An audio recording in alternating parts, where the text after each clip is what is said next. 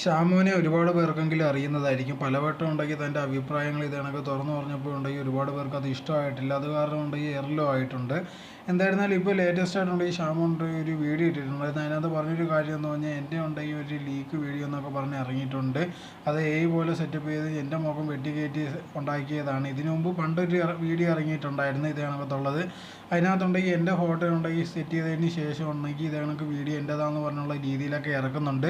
ഞാൻ എന്തായിരുന്നാലും പരാതി കൊടുത്തെന്നുള്ള രീതിയിലായിരുന്നു ഷാമോൻ പറഞ്ഞിട്ടുണ്ടായിരുന്നത്.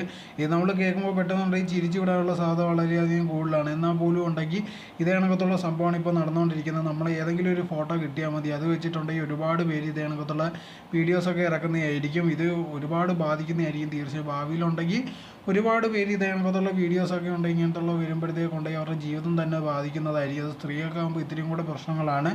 ഇത് വാങ്ങാനും അതുപോലെ തന്നെ ഈ ഫോട്ടോ അയച്ചു കൊടുക്കാനും ഒരുപാട് പേര് ഇങ്ങനെയൊക്കെ ഉണ്ട്. അത് ടെലിഗ്രാം ഗ്രൂപ്പും ഉണ്ട്, അങ്ങനെ പല കാര്യങ്ങളും ഉണ്ട്.